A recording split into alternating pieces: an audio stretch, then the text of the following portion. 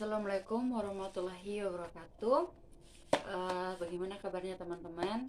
Di sini saya Sunar Triatop dan materi yang akan saya bawakan di video kali ini yaitu teori modernisasi dalam sosiologi pembangunan. Sejarah lahirnya teori modernisasi. Teori modernisasi ini lahir sekitar tahun 1950-an di Amerika Serikat sebagai wujud respon kaum intelektual atas Perang Dunia II yang telah menyebabkan munculnya negara-negara dunia ketiga.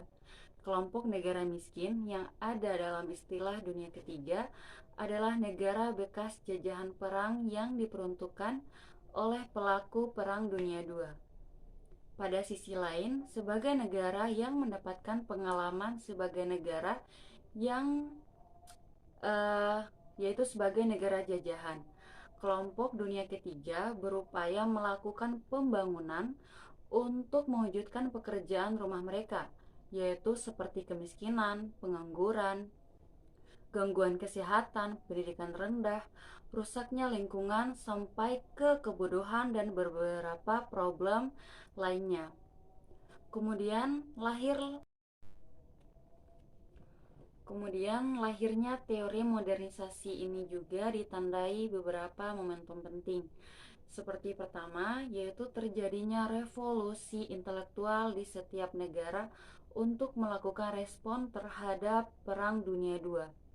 Kemudian yang kedua, yaitu terjadinya perang dingin antara komunis di bawah pimpinan negara sosialis Uni Soviet yang berideologi sosialis dan Amerika Serikat yang berideologi kapitalis. Dominasi yang ditunjukkan oleh kedua negara tersebut bermuara pada ekspansi wilayah di negara-negara berkembang untuk menerapkan ideologi mereka. Kemudian, sebuah kekuatan besar berhasil menempatkan negara-negara di dunia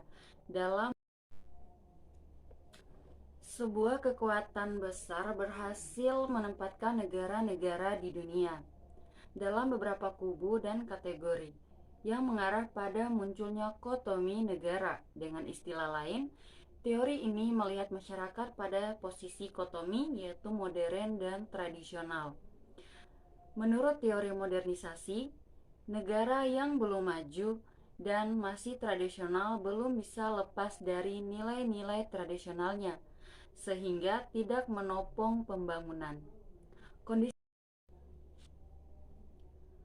Kondisi ini menimbulkan persaingan serius yang tidak sehat antara negara sosialis yang dimotori Soviet dan negara kapitalis yang dimotori Amerika Serikat.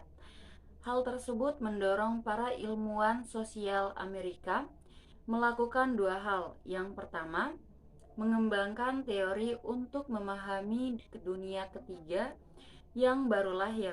Yang kedua, menemukan resep teoritis dalam rangka membentuk sosialisme untuk mendorong kapitalisme. Dalam konteks sejarah seperti inilah teori modernisasi dan pembangunan lahir.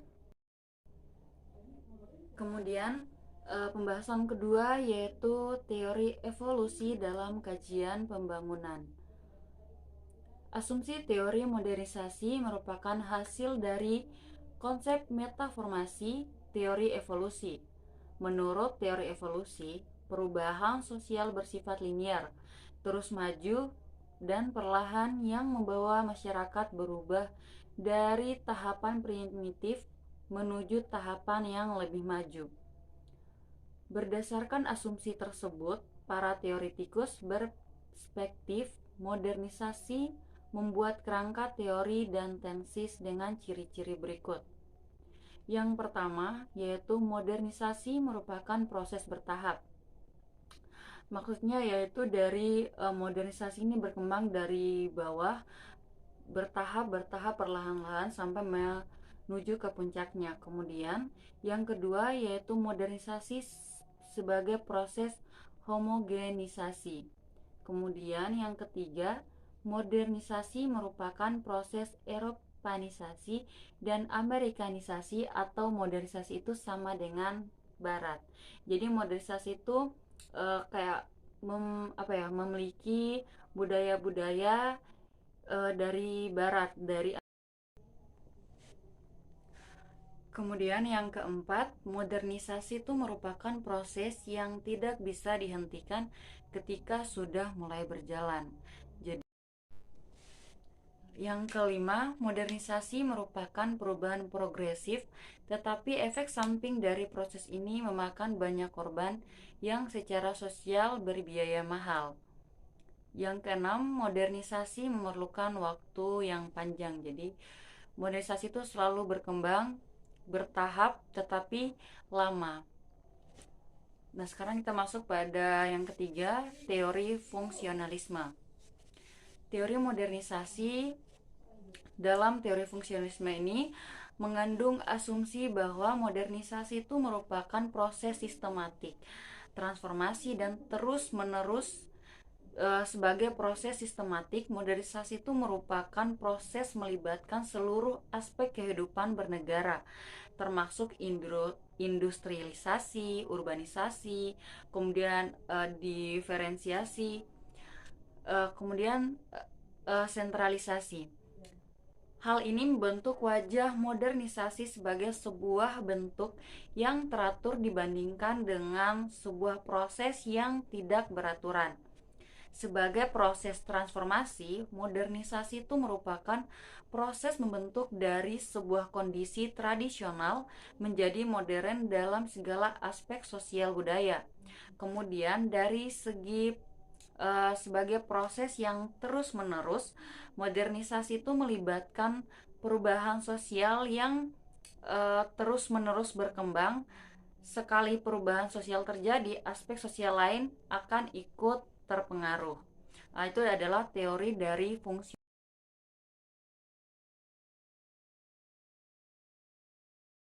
Teori selanjutnya yaitu teori diferensiasi kultural. Salah satu teori yang dapat menggambarkan proses modernisasi tersebut adalah teori Niels Melzer tentang diferensiasi struktural. Menurut Melzer, perkembangan ekonomi dan masyarakat itu mempunyai struktur yang sangat berbeda, manakala perekonomian dan masyarakat terbelakang pun secara relatif tidak berbeda jauh. Dengan diferensi, Melzer mengartikan bahwa proses sama halnya sebagaimana unit-unit sosial yang khusus dan berotonomi itu dibentuk. Pembentukan unit-unit sosial seperti ini tampaknya sama dengan yang berlaku di dalam beberapa bidang yang berbeda. Dalam bidang ekonomi, keluarga, sistem politik, dan institusi-institusi politik. Model Melzer ini tidak terlibat dalam usaha untuk yang berlaku di dalam beberapa bidang yang berbeda, yaitu dalam bidang ekonomi, keluarga, sistem politik, dan institusi-institusi politik. Model Melzer ini tidak terlibat dalam usaha untuk mengisolasi faktor penentu ekonomi, tetapi sebaliknya merupakan suatu usaha untuk memberikan transformasi sosial yang mengikuti pembangunan ekonomi, dan ditegaskannya sebagaimana halnya dengan Lewis sebagai pertumbuhan output setiap individu dari kelompok masyarakat. Pembangunan ekonomi berlangsung melalui yang pertama ada modernisasi teknologi yang membawa perubahan dari teknik-teknik tradisional kepada aplikasi ilmu pengetahuan. Kemudian yang kedua yaitu pertanian komersial yang bercirikan pergeseran dari pertanian subsistem menuju pertanian untuk ekspor. Mengadakan spesialisasi terhadap produksi yang akan diperdagangkan dan menggiatkan buruh panan. Kemudian yang ketiga yaitu proses industrialisasi yang menggambarkan transisi dari penggunaan kekuatan hewan dan manusia menuju penggunaan tenaga mesin. Dan yang keempat yaitu urbanisasi yang meliputi perubahan dimensi ekologi dan pergerakan pertanian dan perkembangan ke arah pertumbuhan pusat-pusat kota. Proses-proses tersebut menurut Smelser berlaku secara serentak dan kadang-kadang dalam kecepatan yang berbeda. Misalnya, dalam beberapa situasi kolonial, pertanian menjadi komersial tanpa disertai oleh industrialisasi, atau industrialisasi berkembang hanya dengan urbanisasi yang sedikit saja. Smelser mengakui bahwa perbedaan yang terdapat dalam keadaan pro-modern dan struktur-struktur sosial mungkin mempengaruhi kekuatan modernisasi atas suatu sistem sosial tertentu atau dengan variasi ke arah perubahan.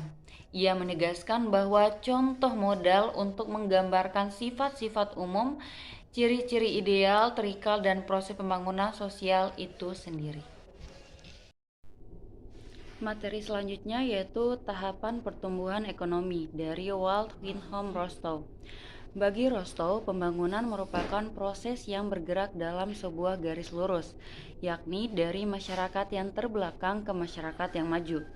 Ada beberapa pendapat dari tahapan pertumbuhan ekonomi ini, yaitu yang pertama ada masyarakat tradisional, prakondisi untuk lepas landas, kemudian lepas landas, dan bergerak ke kedewasaan, kemudian zaman konsumsi massal yang tinggi, dan yang terakhir pembangunan politik yang berkeadilan. Masyarakat tradisional. Ilmu pengetahuan pada masyarakat ini masih belum banyak dikuasai. Karena itu, masyarakat semacam ini masih dikuasai oleh kepercayaan-kepercayaan tentang kekuatan di luar kekuasaan manusia. Manusia ini cenderung bersifat statis dalam arti kemajuan berjalan dengan sangat lambat. Produksi dipakai untuk konsumsi, tidak ada investasi. Pola dan tingkat kehidupan generasi kedua pada umumnya hampir sama dengan kehidupan generasi sebelumnya, yaitu hanya mengalami sedikit perubahan saja. Poin yang kedua yaitu prakondisi untuk lepas landas. Masyarakat tradisional meskipun sangat lambat tetapi terus bergerak. Pada suatu titik, dia mencapai posisi prakondisi untuk lepas landas. Biasanya, keadaan ini terjadi karena ada campur tangan dari luar, dari masyarakat yang sudah lebih maju. Perubahan ini tidak datang karena faktor-faktor internal masyarakat tersebut, karena pada dasarnya masyarakat tradisional tidak mampu untuk mengubah dirinya sendiri. Ide-ide yang berkembang ini bukan sekedar pendapat yang menyatakan bahwa kemajuan ekonomi dapat dicapai, tetapi bahwa kemajuan ekonomi merupakan suatu kondisi yang diperlukan untuk mencapai tujuan-tujuan lain yang dianggap baik. Kebesaran bangsa, keuntungan pribadi, kemudian kemakmuran umum atau kehidupan yang lebih baik bagi anak-anak mereka nantinya. Misalnya seperti yang terjadi di Jepang dengan dibukanya masyarakat ini oleh armada Angkatan Laut Amerika Serikat. Pada periode ini, usaha untuk meningkatkan tabungan masyarakat terjadi. Tabungan ini kemudian dipakai untuk melakukan investasi pada sektor-sektor produktif yang menguntungkan, termaksud misalnya pendidikan. Pada periode ini juga mulai tumbuh kaum usahawan, adanya perluasan pasar, pembangunan industri, sehingga keadaan ini merupakan prakondisi untuk tahap berikutnya.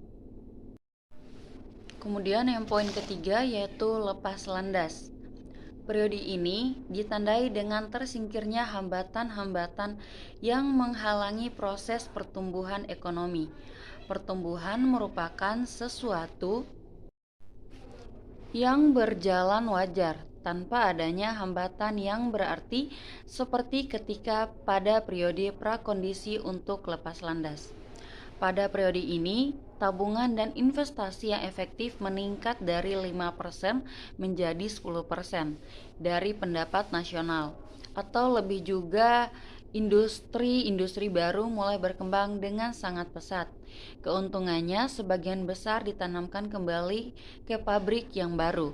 Sektor modern dari perekonomian dengan demikian jadi berkembang. Tahap lepas landas atau disebut juga dengan take off merupakan tahap yang kritis.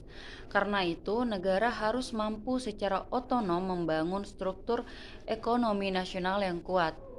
Rostow mengemukakan 3 cara yang dapat ditempuh untuk menggali atau menambah investasi melalui kebijakan pajak.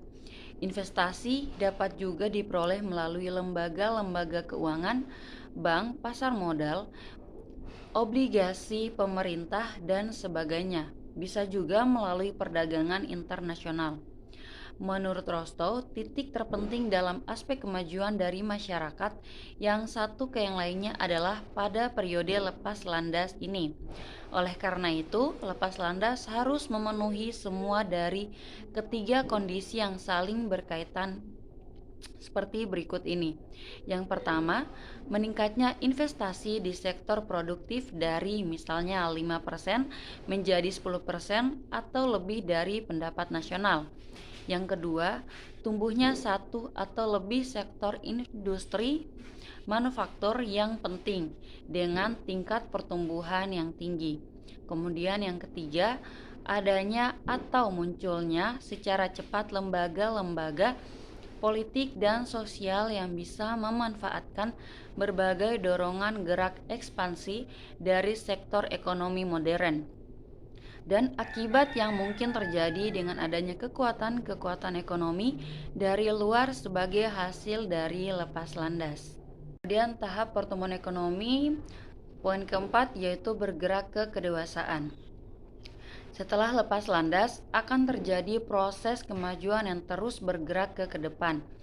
Meskipun kadang-kadang terjadi pasang surut antara 10% sampai dengan 20% dari pendapat nasional selalu diinvestasikan kembali supaya bisa mengatasi persoalan pertumbuhan penduduk. Setelah 60 tahun sejak sebuah negara lepas landas atau 40 tahun setelah periode lepas landas berakhir, tingkat kedewasaan biasanya tercapai. Perkembangan industri terjadi tidak saja meliputi teknik-teknik produksi, tetapi juga dalam aneka barang yang diproduksi. Yang diproduksi bukan saja terbatas pada barang konsumsi, tetapi juga barang modal. Nah, poin selanjutnya yaitu zaman konsumsi massal yang tinggi. Pada poin ini, dikatakan sebagai zaman konsumsi massal yang tinggi itu dikarenakan kenaikan pendapatan masyarakat.